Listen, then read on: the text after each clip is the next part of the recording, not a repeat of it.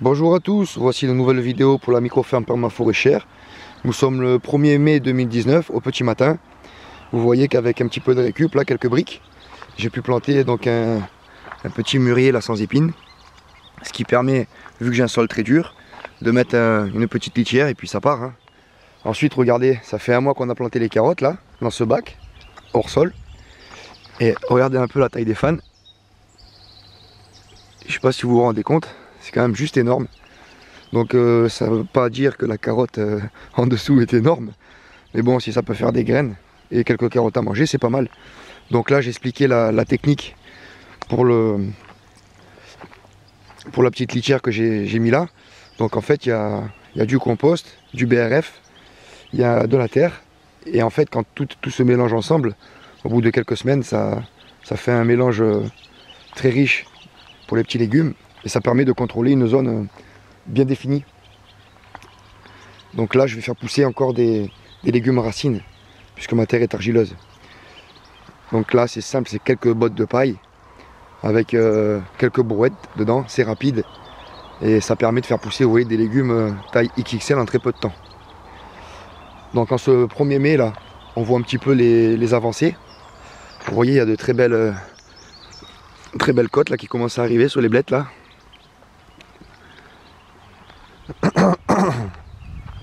Pareil au niveau des buts à fruits, vous voyez que tout s'est réveillé. Tous les framboisiers sont réveillés, ça y est. Je les ai attendus longtemps. Voilà, ça fait... il y a 2 variétés de framboisiers, 3 variétés de framboisiers. Oui, ça commence à être en herbe là de partout là, c'est joli, ça pousse. Il y a de l'herbe, enfin du vert là qui pousse de partout. Donc ça y est, le printemps est entamé. C'est maintenant qu'il faut assurer pour les semis parce que tout se passe au mois de mai. Donc le figuier lui aussi, j'ai eu un peu peur qu'il parte pas. Là, on commence déjà à voir les premiers fruits des groseilles. Les raisins, pareil. Donc on va pouvoir commencer à le palisser. Hein. Donc on va le faire tiger le long d'un cordeau. Donc les vignes se sont bien réveillées, tout s'est réveillé, je suis content, ça fonctionne. Donc voilà au niveau des buts auto-fertiles. Donc les buts auto-fertiles, ça fait à peu près un mois qu'elles sont plantées.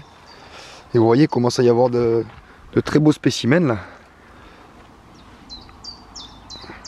Ça commence à faire beaucoup de salades. Donc étant donné qu'on a planté, vous allez le voir, pas mal de choses. J'ai des limaces ici, mais j'ai aucune attaque de limaces. J'ai eu la grêle il y a quelques jours. Pour ça qu'il y a quelques feuilles qui sont un peu percées. Elles sont très belles ces salades. Donc elles sont faites sur le principe comme les bottes là-bas. Avec du bois, du terreau, de la terre, du BRF. Et j'ai couvert avec de la tonte. Parce qu'il y a eu pas mal de pluie pendant 10 jours, 10-15 jours il y a eu de la pluie. Et du coup ça permet de ne pas avoir un lessivage des buttes toutes neuves. La terre elle a vite fait de s'en aller là.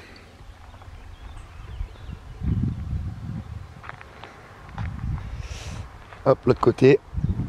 L'autre côté on voit que, vous voyez quand il pleut un peu fort, ça a tendance à dégringoler là.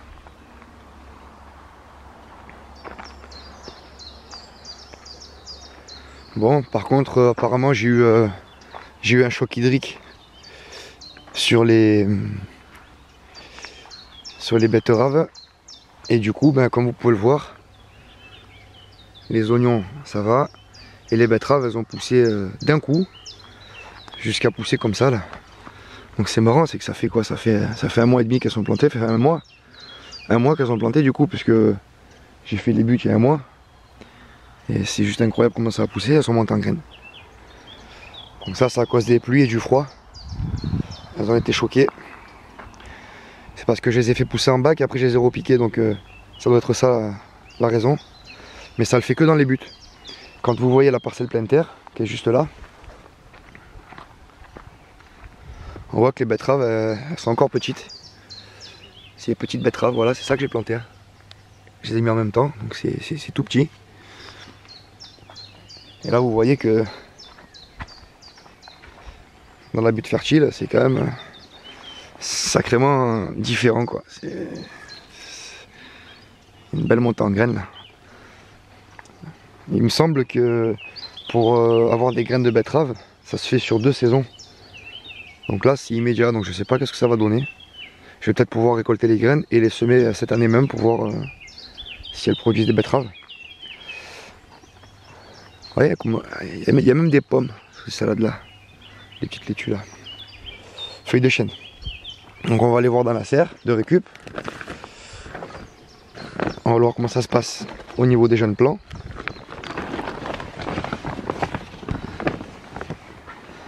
Donc là vous voyez qu'on a les aubergines. J'avais un peu peur que... Ah, il va falloir nettoyer l'objectif, il y a de la buée.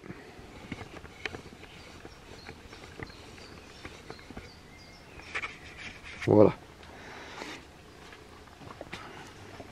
Là je viens de repiquer ces choux. Donc là ça fait partie des tomates. Petit pied de tomate là, de partout. Le maïs il faut le repiquer tout de suite.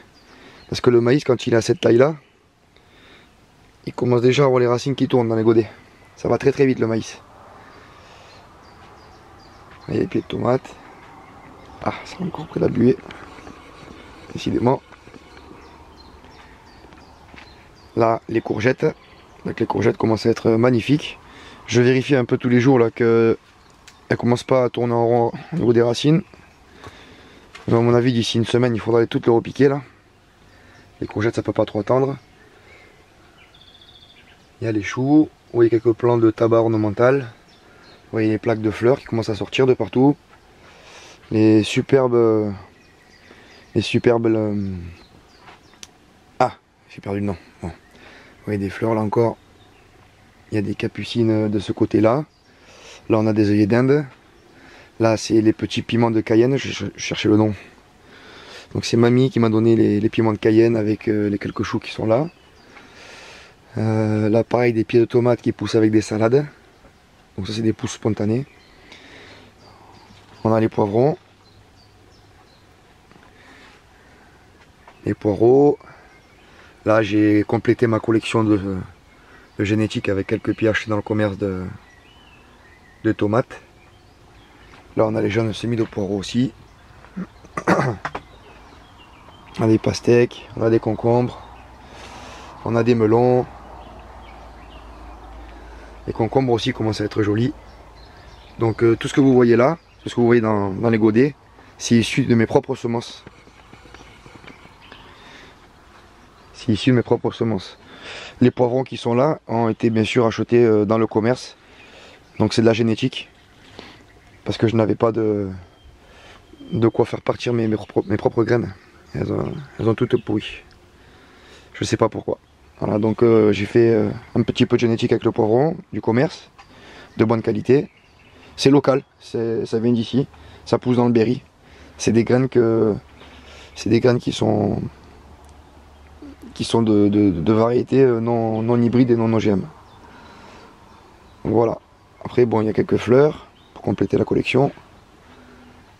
Voilà, donc je trouve que ça se passe plutôt pas mal dans la serre. D'ici 15 jours là, je pense que ça aura bien monté niveau... Il y aura beaucoup plus de vert.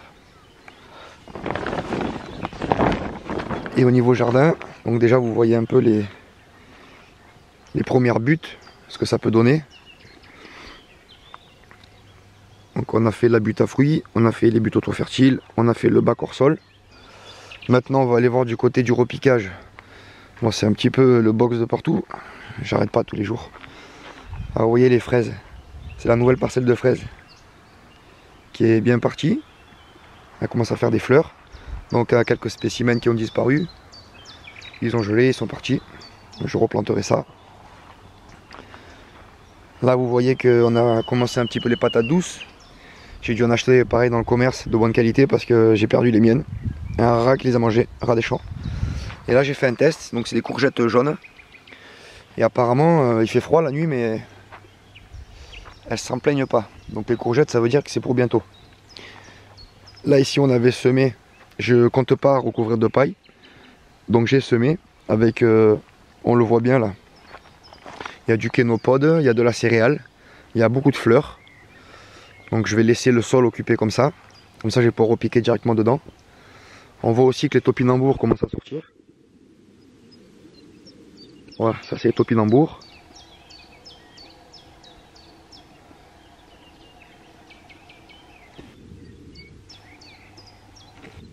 Donc les topinambours sont là. Le néflier qui devient magnifique. Il n'a jamais été aussi beau. Je commence à voir les coccinelles qui rentrent aussi là. Par rapport aux pucerons.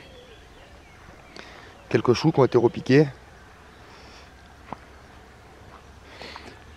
Donc le poirier qu'on avait palissé l'année dernière ensemble. Donc il a pris sa forme définitive. Ça sera donc un gobelet. Là au niveau des bulbes, il n'y a pas de souci, tout est sorti. Il faut penser à nos amis les pollinisateurs, ils adorent tout ce qui est mellifère. Ici on avait fait la planche radis carotte avec petits pois. Donc là il y a tout qui est sorti aussi. Un sol profond et riche. Et là vous voyez la planche de fraise qu'on avait fait l'année dernière ensemble. Ça fait de jolis buissons. Là c'est très vigoureux. On peut aller voir ça. Vous voyez par rapport à la taille de ma main. Donc il n'y a pas encore de fleurs. Il faut dire que l'exposition elle est un petit peu à l'ombre. Là on a tous les oignons là, les petits oignons bottes là qui repoussent de façon perpétuelle. Avec de tout petits bulbes. Mais ça se grignote très bien. Il y en a de partout. Pourtant j'avais tout récolté. Ça repousse très vite. Les lavandes sont parties aussi également. Donc ça c'était des... Vous voyez un peu la taille. Ah ben, c'était comme ça quand je l'ai planté. C'était comme ça là, tout petit. Quelques brins là. Après on va voir les fameuses cardes. Enfin les blettes à cardes blanches. Donc celles qui ont été éclaircies. Vous voyez la taille. Il y a quelques beaux spécimens. Et là on va aller dans la zone où ça n'a pas été éclairci. Donc là on arrive dans du gigantisme. Hein. On est début mai, les nuits sont encore très froides. Je chauffe encore. Vous voyez, je crois qu'il n'est pas nécessaire d'éclaircir les blettes. Hein. Ce petit test là, c'est prometteur tout ça là. Et ça pousse vraiment sous le noyer. Donc ils se sont habitués au juglon et là il y a déjà de quoi faire quelques casseroles. Hein. Ensuite, la montée en céréales. Puisque l'année dernière on avait paillé avec du foin. On avait jeté aussi un petit peu de blé. Donc du blé local qui pousse dans les champs voisins. Une variété ancienne. Ouais, il va pas être très haut. Mais il n'est pas tout petit non plus. Il faut dire que les blés qu'on utilise maintenant sont le plus bas possible. Donc c'est vrai qu'on trouve des blés qui sont à 60 cm de hauteur. Mais là vous voyez qu'il fait déjà plus d'1 mètre. Avec les épis. Quand on voit des blés hauts comme ça, on sait que c'est pas une variété transgénique ou hybride. Donc les patates qu'on avait laissées pendant l'hiver, eh ben, elles n'ont pas repoussé là. Donc je pense que ça valait pas le coup de laisser les buttes, sans avoir fouillé les patates parce qu'elles n'ont pas repoussé là. Donc là vous voyez, regardez un peu, ça bourdonne de partout. Il y a des bourdons, des abeilles.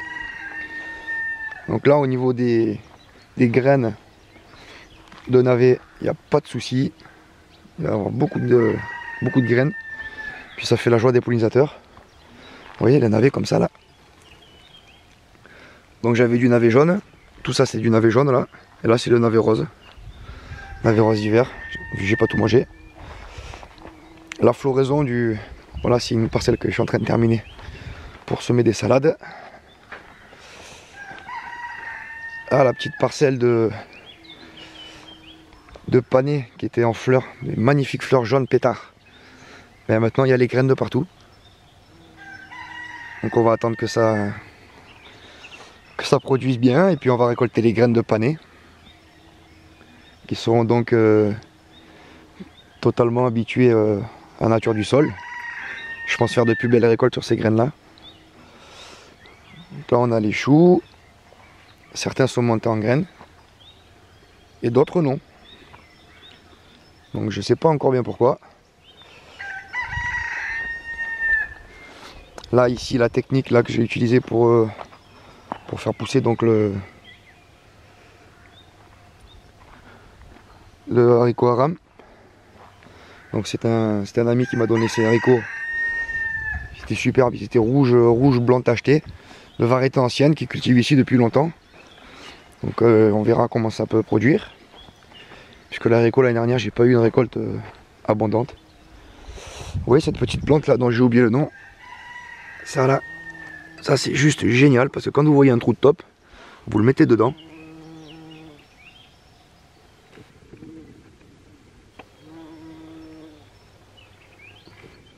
Ça là, vous le mettez dedans et c'est garanti, les tops ne reviennent plus. Directement dans le trou. J'en avais ici, j'en avais un peu de partout. J'ai mis ça. J'ai plus jamais revu les tops. Donc là on commence à avoir pas mal de choses à manger. Hein. Vous voyez, du liseron en 4 coudes. Ça, on récupère les petites pétales comme ça là. On peut le mettre dans la salade. Il y a un petit peu de carottes sauvages. Ça on en fait un peu rien.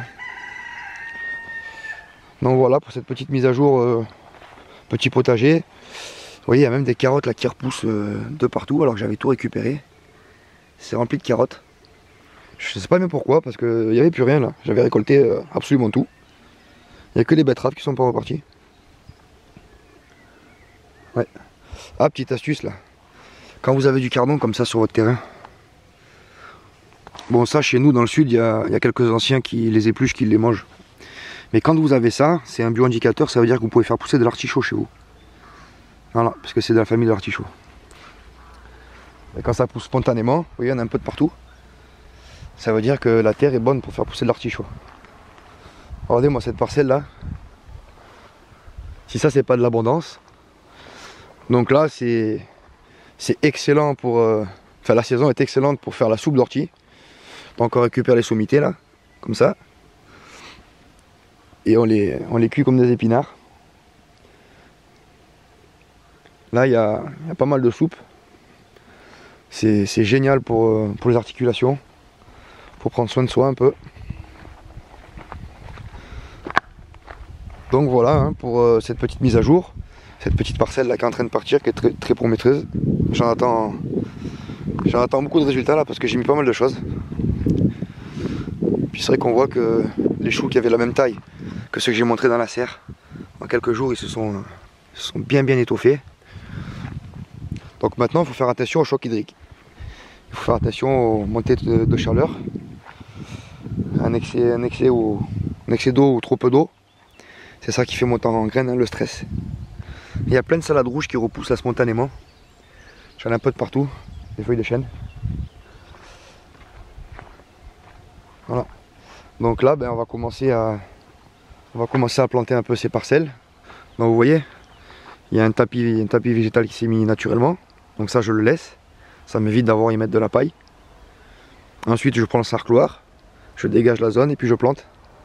Et par-dessus ça, je vais y rajouter pas mal de BRF parce que vous avez pu voir que le petit appareil produit de bonnes quantités de BRF. Voilà, bon 19 minutes, je pense qu'on a fait le tour. On va pas faire trop long non plus. Bon, on se retrouve très bientôt pour une nouvelle mise à jour. Et j'espère que d'ici là, vous n'aurez pas eu de surprise au jardin et que tout se passera comme vous le voulez. Allez, à très bientôt les permas. Ciao, ciao.